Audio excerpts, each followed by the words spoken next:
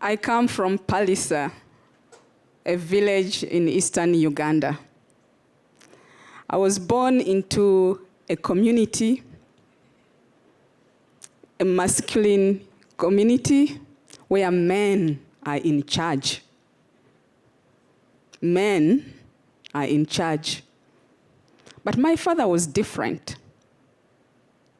He was a man of fasts, the first man in my village to celebrate the birth of his girls. We came out 6 girls and 2 boys. We actually literally had to look for the 2 boys by praying and reciting the rosary. Poor God.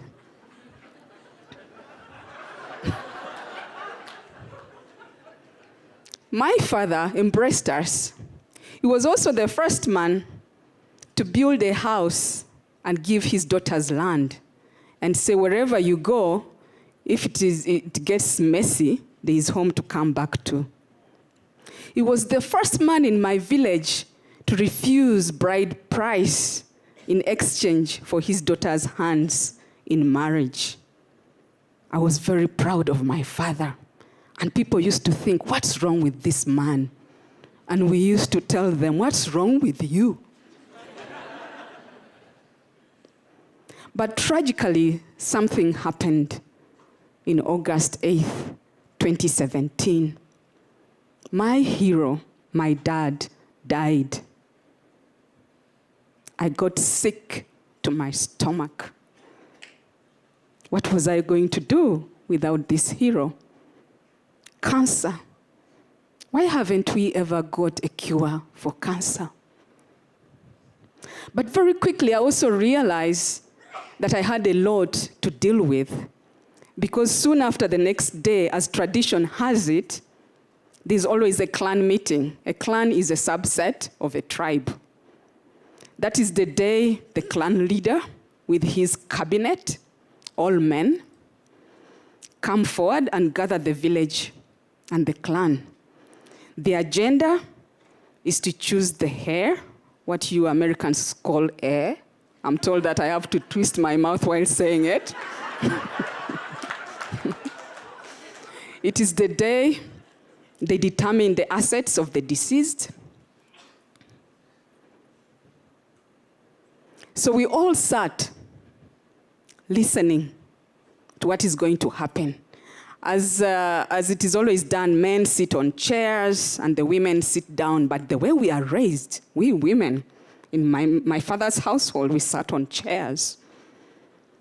And then the chairman started saying, okay, we are going to read the will.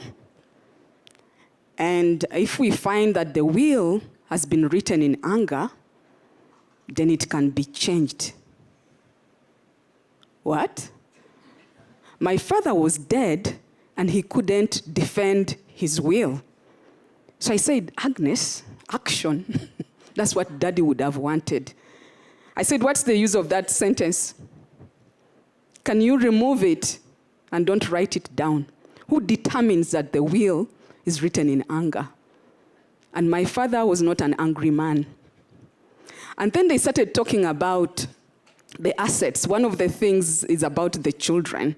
And they told us that how many of the girls are married? Hey, I raised my hand again. So did my sisters. Because you know, if you're married, that means you're going to go away to another family and you'll not partake of the inheritance. And for me, I wouldn't just allow that to go. So we refused to do that. And the reason we really spoke up is because we have to continue that legacy of my father. You have to break, those cultural norms that really degrade the woman. So from that day forward, we really decided to found the Papa Odette Foundation. That's my father's name. And we used his signature as the logo because his legacy lives in me and I have to continue. And believe it or not, you're going to hear from me again. Thank you.